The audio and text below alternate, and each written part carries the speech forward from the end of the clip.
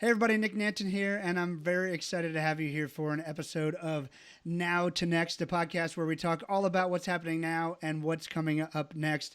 As usual, I have a great guest I'm honored to have here with me today. I'm going to give you a bit of his bio, then I'll bring him on. And feel free, by the way, to type things in the comments. Let us know if you have any questions. We're happy to answer those. This is an interactive dialogue between us all. I have Chris Voss, the author of Never Split the Difference, which I've recently decided is one of my top 10 books of all time. So it's a big deal. I'm glad to have him on. Chris is the CEO and founder of the Black Swan Group, which specializes in solving business communication problems using hostage negotiation solutions. That's why it's so fun. Prior to founding Black Swan Group in 2008, Chris spent 24 years working for the FBI, 4 of which were spent as the agency's lead international kidnapping negotiator, which we'll go into. As I said, Chris is the author of the national bestseller, Never Split the Difference, Negotiating as If Your Life Depended on It, which draws on his experiences as a hostage negotiator for the FBI. He takes what he learned about negotiating in literal life or death situations and shares how those skills can be applied to our working lives. So here today, we're going to learn how to improve negotiation techniques that work in everyday life from the man, the myth, the legend who is part of the team that revolutionized how the FBI approaches negotiations. Hopefully I did a good enough job there. Chris, welcome to the show, man. Thanks for coming on. Nick, I'm happy to be here, man. It took a long time. Let's get to it. Let's make it happen. I love it, man. So I want to talk about the book. Obviously, if you don't have the book, there's an audio book. I'm a little disappointed you didn't read it yourself, Chris, but the narrator does a good job. We need to you can get the audio book, the print book, whatever. Let's hop right in. There's the first question before I even went live. Someone made a comment that I'm interested to get your feedback on, and he said whether you should split the difference depends on the situation. I do agree that there's value in the words when someone suggests you split the difference. The value comes from knowing that person is willing to move from their current position / offering to one that may be more appealing to you. But a negotiator should never completely discount an offer to split the difference as a blanket policy. What say you, my friend? It's lazy. Yeah? Sorry, I get bad news for you. It's lazy. And I don't know anybody of all the. I've studied a lot of negotiators. None of the top performers are saying like, "Yeah, man, let me tell you about all the great deals I made by splitting the difference." I don't. The negotiators I admire, Oprah Winfrey, some of the greatest negotiations on the planet. Oprah Winfrey will never say, "Yeah, we split the difference. We compromised. It was great." I haven't heard that story. Warren Buffett.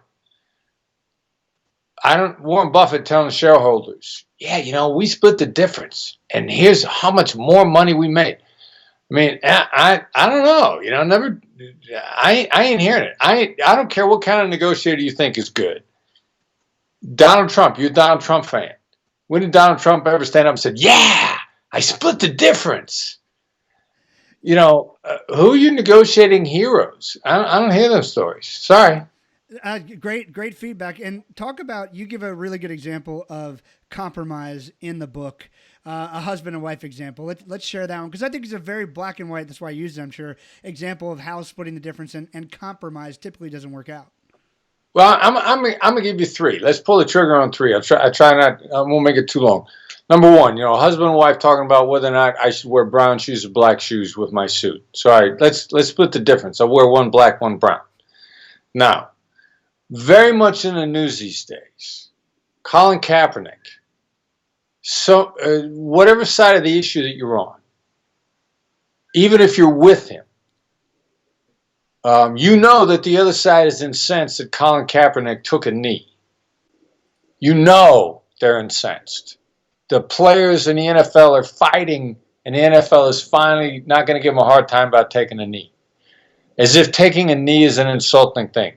Taking a knee was splitting the difference. Kaepernick originally sat out entirely, met with his former Special Forces guy who had a heart-to-heart with him. The Special Forces guy says taking a knee at a fallen comrade's graveside is a sign of respect. Kaepernick started taking a knee in order to show more respect and not less. Look what happened with splitting the difference there. Splitting the difference corporate environment. Two companies have merged. This story is related to me personally. Two CEOs are going to go co-CEO. One is a very progressive company. They're killing it. They're doing a great job, and they're merging with an older, more established company that wants to bring on the new company, who's a tremendous rival, but also a tremendous asset. The new company is moving into a phenomenal new facility that's going to be a great headquarters and a great training facility. The old company says, that's extravagant. We can't justify spending that kind of money on our people. So they split the difference and they do a dual headquarters thing, which then gives their executives no good place. And they watered down better housing for the executives, better environment for the executives, better training. The innovative CEO, having had something good for his company, completely gutted, ends up quitting. They spend way more money than they ever would have on the extravagant expense, and they lost half of their leadership by splitting the difference. I got more examples where splitting the difference is bad than anybody else can come up with splitting the difference being good. I'd be happy to hear, we split the difference. Look, if you think splitting the difference is good, then you think the U.S. Congress does a great job. Okay, very well said there. You talked about, in the book you mentioned it too, Oprah Winfrey as a negotiator. Talk that through for me. God, she's fantastic. I mean, first of all, what's Donald Trump's claim? I'm a great negotiator because I'm a billionaire. Well, all right, so Oprah's worth more than Donald Trump, and she started with less because Donald Trump's father is an extremely successful developer in New York City that set his son up in a very good fashion. That is not to diminish any of his accomplishments. Regardless of who somebody is, I'm happy to give them their due. Oprah Winfrey started in a far worse place than Donald Trump did. All right, so examples of Oprah Winfrey as a negotiator. She gets Lance Armstrong to come on camera and say, yes, I doped. Say yes to every question. Getting him to come on was a negotiation in advance. I happen to be acquainted with Lance Armstrong. I sat next to him on a plane. We hit it off. I've been on his podcast. I like the guy. That was a great negotiation. Oprah Winfrey has negotiated with celebrity after celebrity after celebrity to be on her show. She's got a history of dealing with the most volatile people on the planet, Hollywood celebrities. How many of them are mad at her? Oh, I don't know of any. I know of two very specific, detailed conversations where she took very well-known celebrities to the woodshed and nobody knows about it. It was about whether or not they were going to be on her show and the conditions that they were going to be on her show under. And that was a negotiation. And nobody knows about that. That's the sign of a great negotiator. Somebody who works something out, somebody who made a lot of money, somebody who traveled a lot of distance, and somebody who has great relationships. And that's why I think Oprah Winfrey is one of the greatest negotiators on earth. I love it. She actually just had a new special on last night dealing with all the sort of racial apartheid in our country right now. And she was managing it like a general in an army, just effortlessly. One of the things I think is really particular in this time, a lot of people would say FBI hostage negotiation, bring it to the business room, sort of cute, I get it, but it's way more than that, because as I look into particularly the word I've heard more, I'm probably just aware of it, but the word I've heard more than ever the last week has been empathy. We got to find empathy. We got to find out what it's like to walk a day, a week, a mile, and sometimes a lifetime in someone else's shoes. And so tactical empathy is the move that you push the FBI into negotiating with. Let's talk a little bit about tactical empathy and some of the strategies that you use within that. Well, and even more, we knew it was tactical empathy at the time, but we've really called it out specifically when we're talking about applying it to business and personal life. I got to tell you something. Everybody in hostage negotiation, we thought our stuff worked because it required a crisis situation and someone desperate. And it wasn't until Daniel Kahneman won the Nobel Prize in Behavioral Economics in 2002 that I started to see and have outside evidence that it wasn't crisis, it was just people. Kahneman wins the Nobel Prize for, among other things, saying a loss stings twice as much as an equivalent gain. What does that mean? What that means is people are driven by loss, or their perception of loss, or their fear of loss. He won the Nobel Prize over this. And it wasn't for crisis negotiation. It was for human nature behavior. Well, hostage negotiation, I was like, oh, well, they always taught me to look for the loss. I just thought it was bad guys. It's people? So then neuroscience comes along and begins to back up how the brain is mapped out. We're mapped out largely negative. Hostage negotiators were taught to listen for the emotions. Well, the emotions were always negative in crisis negotiations. Well, of course, it's a crisis. They're going to be negative. But wait a minute. Neuroscience tells us we're predominantly driven because 75% of our emotional wiring is dedicated to negative thoughts. You know, that's not psychology. It's not hostage negotiation. It's actually hard science from neuroscience.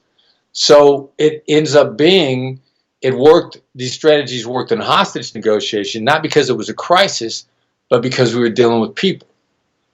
Oh, well, now as people, we're in a crisis. You know, the only advantage now in the pandemic and all these is the thing that has always been our enemy, comfortable inaction.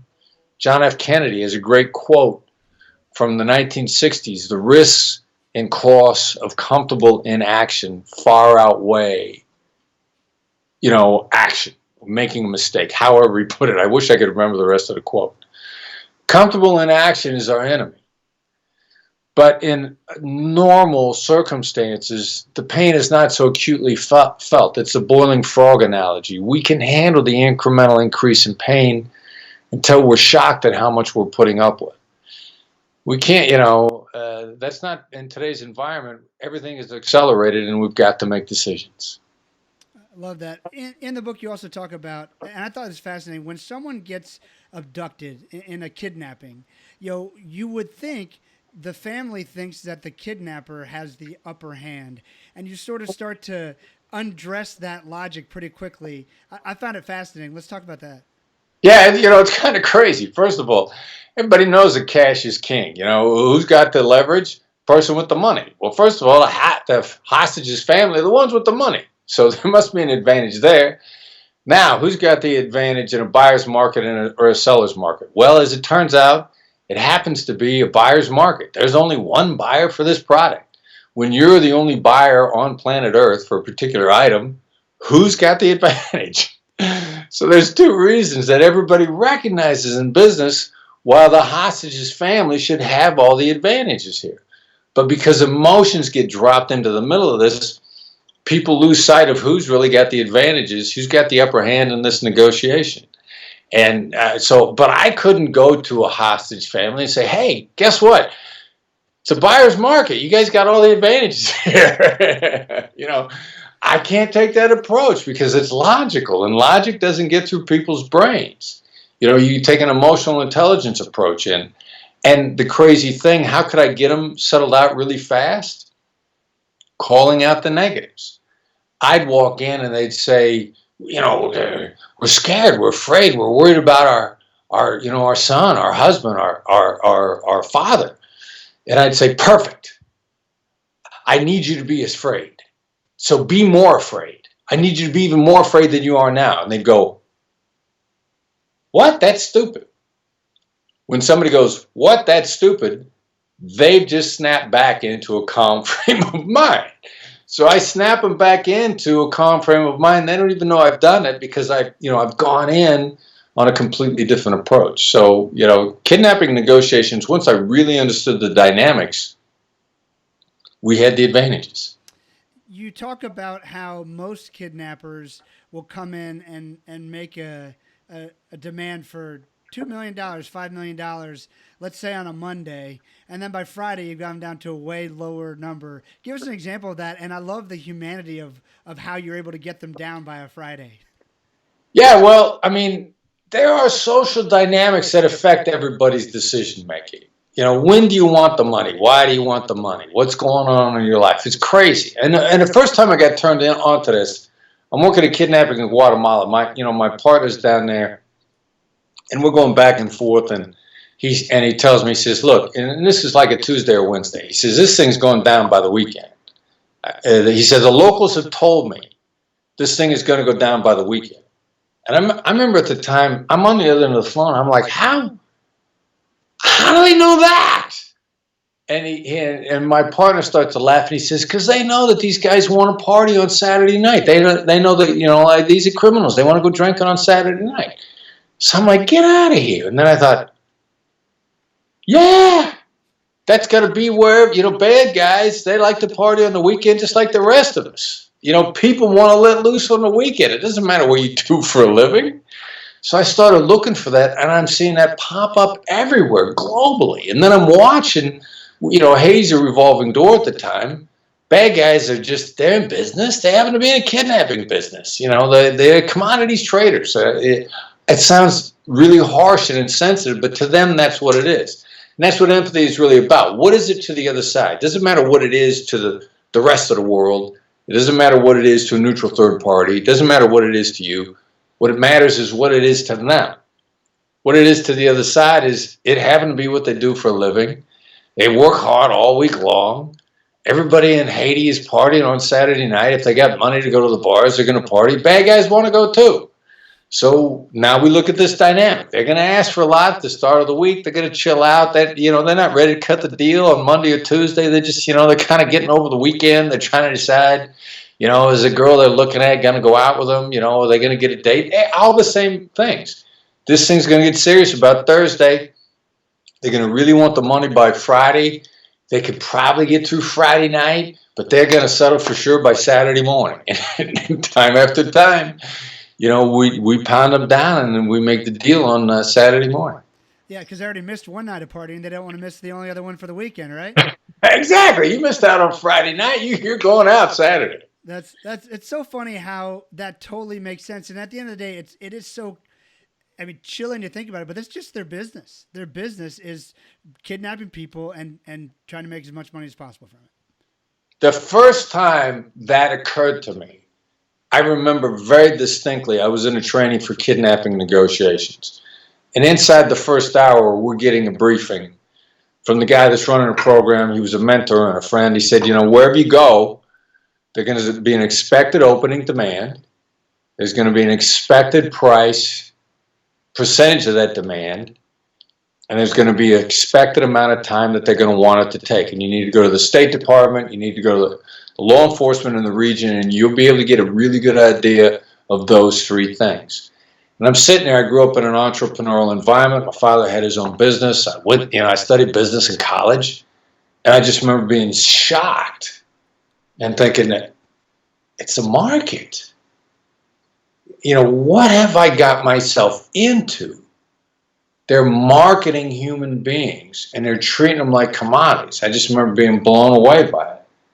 And then I thought, all right, that's the game. Get in, understand the rules, get in the game, or don't play. But that's the game. Let's talk about Haiti for a second. So I've been in the Dominican Republic a few times. Actually, I had a friend of mine kidnapped there and put in jail for like 2 years. I thought it was a little less dicey in the DR, and I guess it is. Haiti is one of the most unique places I've ever been. We did I made a documentary. We filmed a human trafficking raided the largest organized crime ring in Haiti with Haitian Special Forces and U.S. Navy SEALs and other things. That's a crazy place. When you were there, it was even crazier. Talk about what was going on in Haiti when you were doing a lot of kidnapping work there. Yeah, they've got some, they got some things that have become embedded in their system that they're having a tough time getting out of. And again, this is people getting used to the status quo. The devil known is better than the unknown. Human beings like, I can cope with this.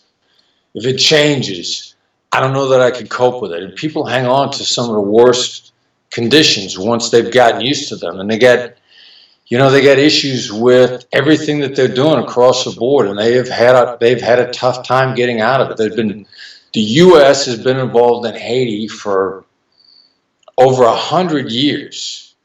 You go in Washington, D.C., and on most of the military memorials, somebody's got a date when they went into Haiti to try to help. And it's crazy that it's on the same island. The DR and Haiti, Dominican Republic, they are on the same island, and one was a Spanish colony and the other was a French colony. And I've had people in the past tell me that, the residue, the what's left over from Spanish colonies, English colonies, and French. By and large, French colonies have fared poorest globally, and the English, like them or not, they set up systems that work, and the French did not.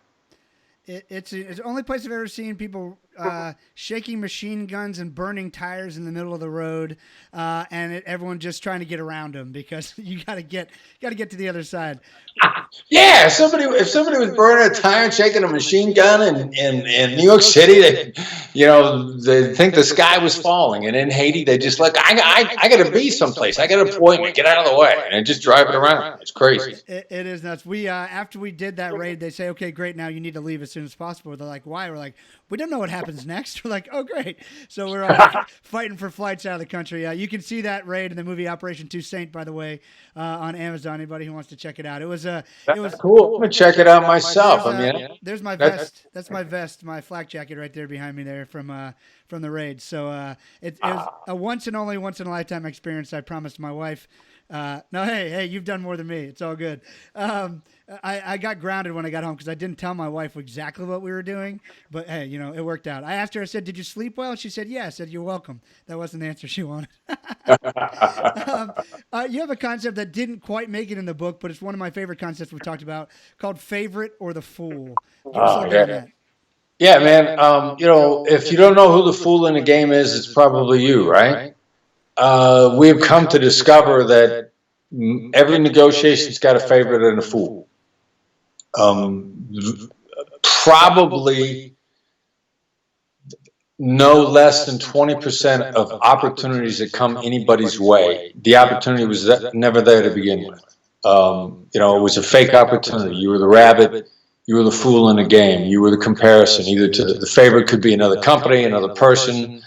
The favorite could be the status quo. In many cases, the favorite is the status quo. This gets us back to people the devil known is better than the devil unknown. You got to figure out whether or not the deal was ever there. Are they going to make a deal? Are they going to make it with you? Those are the two critical issues that have got to be answered in favor of the fool. And so how do you figure that out? If working with you would be the first time they've ever done anything like that, probably not. Do they have a trusted advisor? What's a trusted advisor's recommendation? Have they, the best indicator of future behavior is past behavior, which again, did they ever work with anybody like you? Have they done it in the past? People, how you do everything is how you do anything. Past behavior, all these things that we know to be true then begin to be layered into this idea of the favorite and the fool. And they may not be meaning to play you for the fool. That's the harsh part. My company, we recently interviewed 3 HR consultants. The last HR consultant, our initial recommendation from our trusted advisor was, I'm going to turn you on to 2 companies. One of them is the one I think you should go with. They're the best one. But I'm going to give you this other company also as a contrast, just in case, but also so you can see the contrast to the company that I'm recommending you to. So the last guy's a fool in a game. He's supposed to demonstrate what we don't like, so we know what we don't like looks like. And I can remember in the conversation with this guy, thinking to myself, am I playing this guy for the fool? No, I don't. I'm a good person. I don't play people for a fool. But then I had asked myself the hard question: is this guy ever going to get our business? No, he's never going to get our business. I guess you're playing for the fool. No, I wouldn't do that.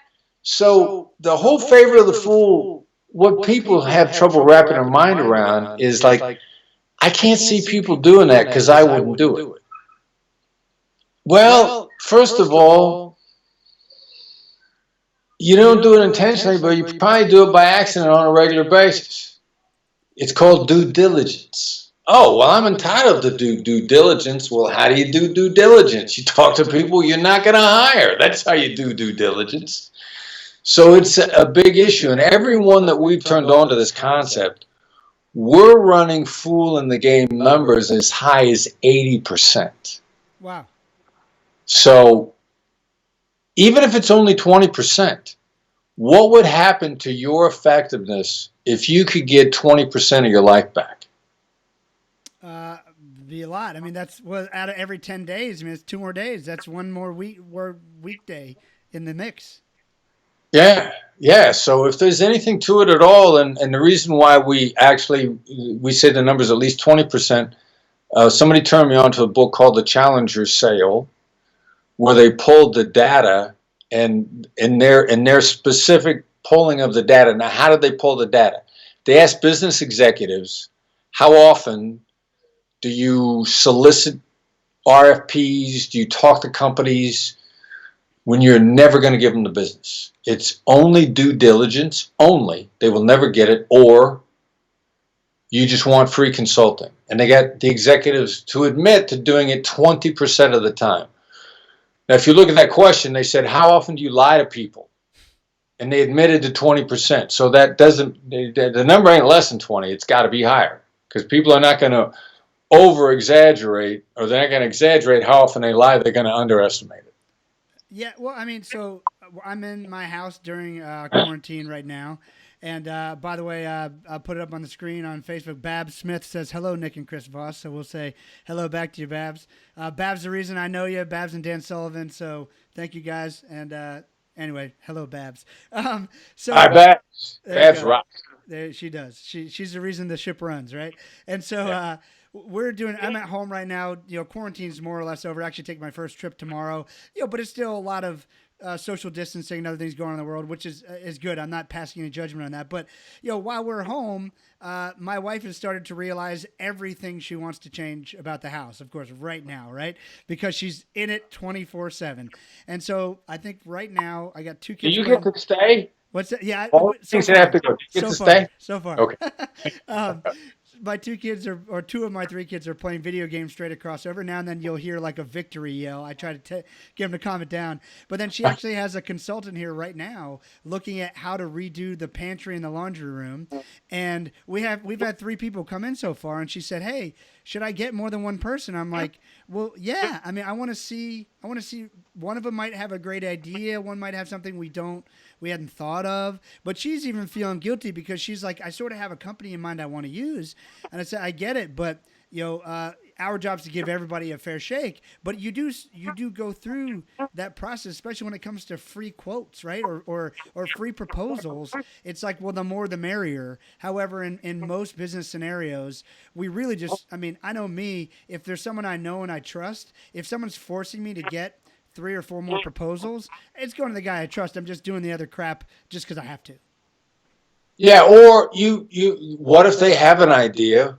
What are you going to do? You can take that idea to the person you trust. Right.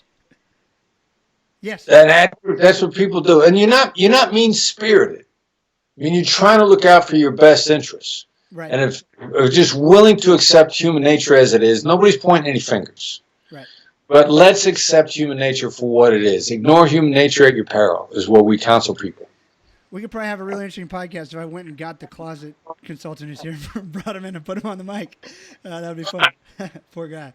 All right. I love this entire concept of labeling that I learned from you at Dan Sullivan's event, obviously in the book.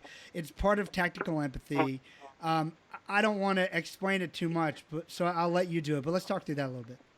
Yeah, it ended up being one of our superpowers. And the thing that I love it, not just because it's a superpower, but when we first started, I actually just thought it was the least important of our skills. We got a specific toolkit, specific set of skills.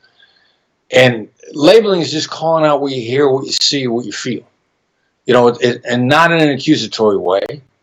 And we refer to it sometimes as, how do you deal with the elephant in the room? Well, call the elephant in the room out. And so you say, it seems like there's an elephant in the room.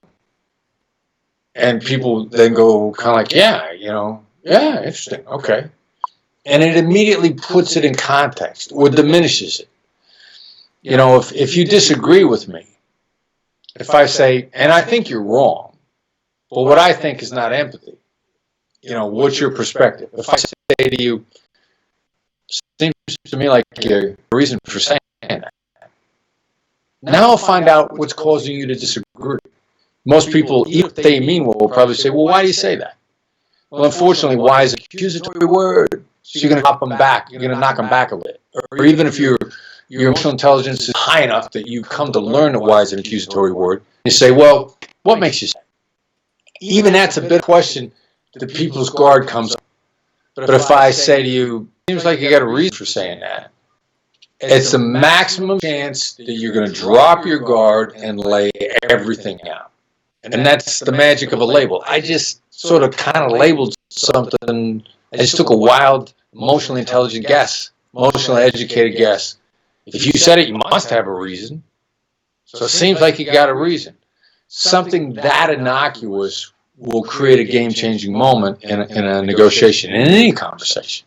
Yeah, to me, what it allows is for, you talk about it, and it allows you to let the other person know that I mean, again, a great example in today's environment with all the different protests and everything, it lets someone else know without agreeing with them that you see them and you hear them and you think you think you understand where they're coming from, which then actually is a human device for them to actually validate that for you by telling you more. Yeah, and you need to get more. And people want to be heard. I mean, people protest because they're not being heard. Now, if you make people feel heard, that begins to put them in a position where you're like, all right, so let's collaborate. Because, one of the issues right now is that's out there is like defund the police, defund the police. What they want is progress. And if any politician were to stand up in front of protesters screaming to defund the police and say, you guys feel betrayed, you feel let down, you feel like you're in an endless cycle that nothing will cure short of getting rid of the police department. Well, what'll happen on the protesters' side is they'll go like, yeah, that's right. And then they'll go like, well, wait a minute. We still need law enforcement. What are we going to do now? You skip over the middle part, which most politicians these days are trying to do. Let's skip the middle part of making people feel heard, and let's just go to no, we're not defunding the police. Well, you just told people, you gave people no reason to believe that you understand at all. They will get there once they feel heard. Got that. One of the things I love about your story that I think is worth talking about is that you were first told no when you wanted to be a negotiator, and your superior told you that sort of as a throwaway, it sounded like, if you're even interested in trying this, you need to go work at the suicide hotline. That to me is just fascinating, and you did it, which ended up landing you a job. But what would I mean, there's obviously, I bet there's a great need for people in that field. Like, I would be afraid even where to begin. That sounds like so scary. Maybe promote the civic duty of doing that or something for us here.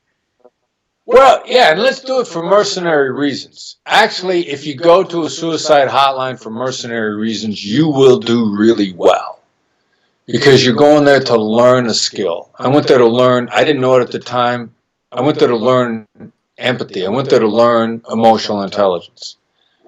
All I wanted to do was be a hostage negotiator. Why did that make me an advantage? I could really pay attention to what they said to do. Like, I didn't care what worked. All I wanted to know was what worked. As soon as you don't care what works, you pick it up really fast. And I have one of my students now who changed her whole career path, one of my students from Georgetown. I kept talking about empathy's effectiveness in business negotiations, and she thought, well, let me do a special study within the university. I'll do it for credit. I'll go study the effects of empathy on negotiations. I'll go volunteer to suicide hotline. I'll find out for myself. And she wrote the study, and the conclusion of her academic study was empathy saves time. And then she went like, holy cow, I guess this stuff really works. She's since gone on. She's written a book about using empathy herself. She's made an entire career about making people better communicators just from the original idea that empathy saves time. So go to a crisis hotline to learn how to save time, to learn how to have better relationships, to learn a great skill. And you're going to get amazing benefits out of going there. And then you'll be able to feel good about being a better human being because you'll actually help people at the same time. Yeah. So, and by you doing really good means you've saved a lot of people from suicide, right?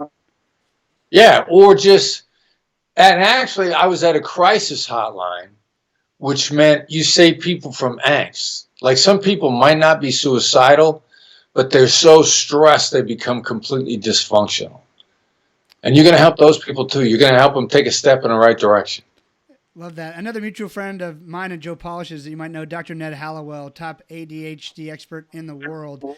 He talks about when you are worrying about something in your mind, it's worry. The moment you turn that worry into conversation between two people, it's problem solving. And I love that point of view, just from even from that the hotline point of view. When someone picks up the phone and obviously they're at their wits' end when they call a random stranger to talk about it, and they turn that worry into conversation, it's problem solving. So another strategy for those of you listening, if you're noticing strange behavior or someone, especially in these hard times from quarantining and from business being down, the economy uncertain, racial injustice in the world. A lot of people are balling this all up inside, and that's not a great way to deal with it. So try to start some conversations with them, because once you start the conversation, at the very least, you can get some empathy working and learn from them.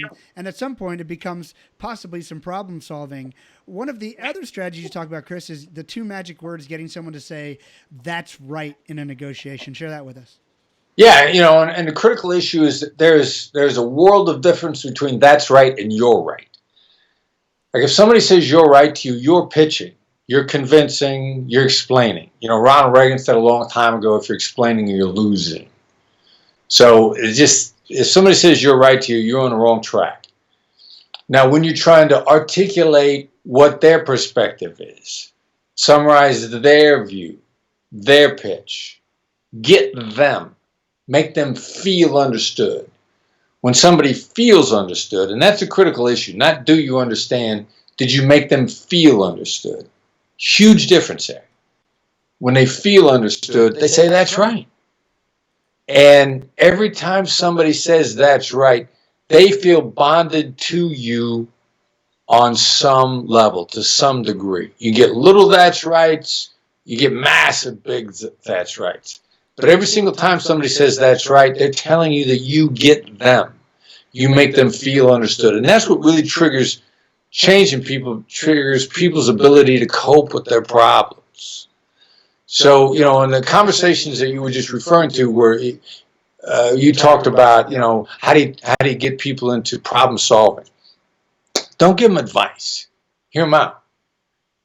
There's a huge difference. If you're hearing them out, you'll kick their ability to cope into gear, and they will be highly appreciative towards you in a way that they don't even completely understand. But your relationships will get better simultaneously. Not only will you solve problems by not giving advice also kind of generally is not great for relationships. Like, something nobody likes hearing advice. So there's a huge difference there. And not only will it help people solve problems, exactly as you said, but they're going to feel better about being around you. Love that. One of my friends and I were talking the other day, and of course Dan Sullivan came up, and he was talking about great coaching isn't having answers; it's asking the right questions. No one really comes to you for answers. They come to you to help them work through the things they can't see clearly, but only their perspective is what will get you to uncover the answer you've been looking for. Yeah, well, and it's one of the reasons why being around Dan Sullivan is just awesome. I mean, you just start soaking up his thinking. He's got such a great demeanor, and you listen to him, and by the time he says something a couple of times, you're like, wow, all right, I could use that. That's cool. Yeah, I love being around Dan. Absolutely. Actually, he's interviewing me at 3:00 this afternoon for his podcast, so we'll see where it leads. Let's go to one more concept. Obviously, I appreciate you spending time with us. Make sure you go buy the book, Never Split the Difference. Chris also has a great master class. Listen to the audio, buy the book, do everything he says, and hopefully we're going to put together a cool documentary project here maybe later this year that we'll share with you as that comes about. I'd love to teach more of these concepts to the world, because I think the nuance in them is amazing, and I think the book does an amazing job of sharing that out, but I love having the conversation and seeing the human interaction side of it as well. So I'm going to keep bugging you until we try to figure that out. It'll be fun. All right, awesome. And so the last one I'm going to get to is there's this, it's a very common, I guess, misnomer that in selling and sales, you should try to get people to say yes. Ah, And it, we all know it when, especially, it's such an overused tactic that everyone say yes, say I, or a salesman trying to get you to say yes, and you automatically start feeling the wall closing in. You start feeling like, wait a second, this is not for me. This is for them. They are trying to manipulate me, and we've all seen it. And if you're not very skilled in sales, let us both tell you right now, like a phone salesman, great at it. Like hard closing salespeople, the person who comes to sell you the water filter at your house, or now probably over Zoom because they can't come to your house. But they have a script, and their job is to get you to say yes over and over again. So it's harder for you to say no. Not only is it manipulative, but you start feeling that you're being manipulated. And you start to feel like you're not in control. Chris, talk about the opposite of that and what you guys found out when you started asking the opposite that seems counterintuitive, but asking no-oriented questions. yeah. I mean, and this yes battering. I mean, even the people that do it and are good people, they're not trying to manipulate others. The problem is that everybody's battered by yes. You know, it's like battered. Everybody's a battered child. Let's see a good person, and you want to give a battered child a hug. What's that battered child going to do when you raise your arms to hug them? They're still going to flinch. So everybody's yes battered.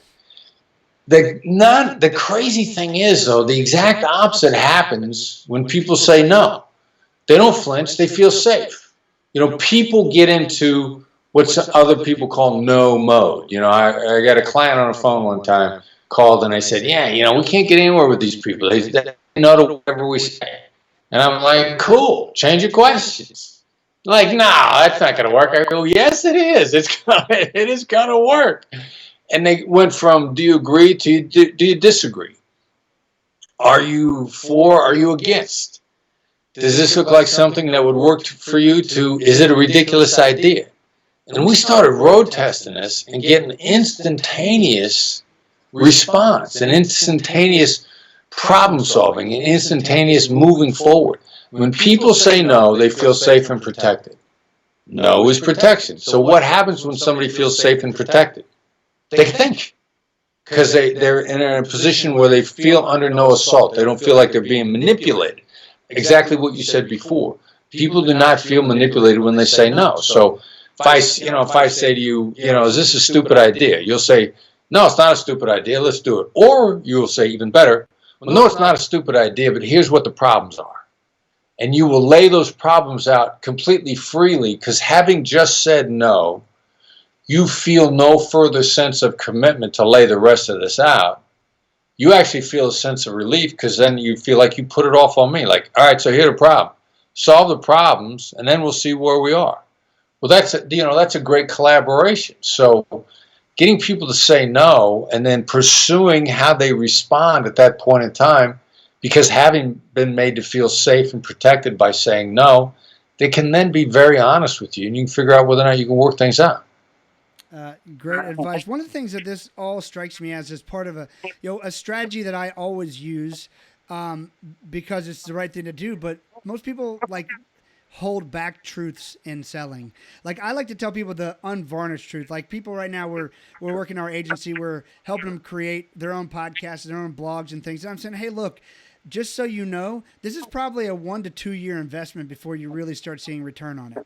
And everything you get before that, we'll just call it a lucky fluke, and I'd be really happy for you. But just go ahead and expect it to take that long. And it takes so much of the pressure out of the conversation, because you're just being honest with people, and you're giving them, I don't know, I guess, like if I'm selling you a house and I say, hey, here's all the good stuff, here's the really crappy stuff, I just want you to know ahead of time, make your decision. It's such an easier way to build trust with people, and I've always just found it the best way to deal. I don't know how it relates, but these strategies strike me as doing the same thing. No, I'm in complete agreement with you on all human interaction, and you hit on kind of one that I talk about a lot, because I got a lot of stuff going on in the real estate industry with a colleague named Steve Scholl, and we're trying to get people exactly to that point. If there are any real estate agents, look, a full fee real estate agent is worth every dime if they're any good, because that's going to be a difficult journey.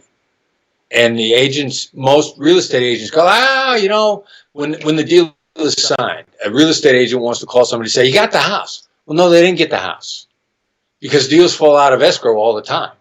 You just actually started to, you're getting ready to run the gauntlet, and it's going to be tough. And an agent that with a signed deal says, you got the house, unfortunately, is lying to him at that point. But the agents that do great are like, all right, so look, this is going to be a process. Just like what you said with the podcast. This is going to take 2 years of work. If it takes less than that, then we had a great time. And, anything that happens good in the meantime, that was a temporary spike. But here's what we're faced with. Now people can cope. And real estate agents just say, like, all right, so there's going to be a difficult process here. We're going to try to get this signed. We're going to get the best price we possibly can. Houses fall out of escrow all the time.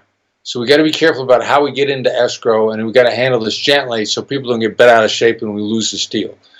Human beings are ridiculously resilient as long as they don't get caught off guard. They don't get mad over bad news.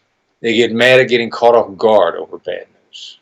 That's a very good distinction. It also strikes me as that's really interesting in big transactions. So the moment someone signs on with a college football team or signs on to go to the combine or signs on with a pro football team or gets a record deal or gets a publishing deal, most people think that that's the end of the road. That's literally, you've just been invited to play the game.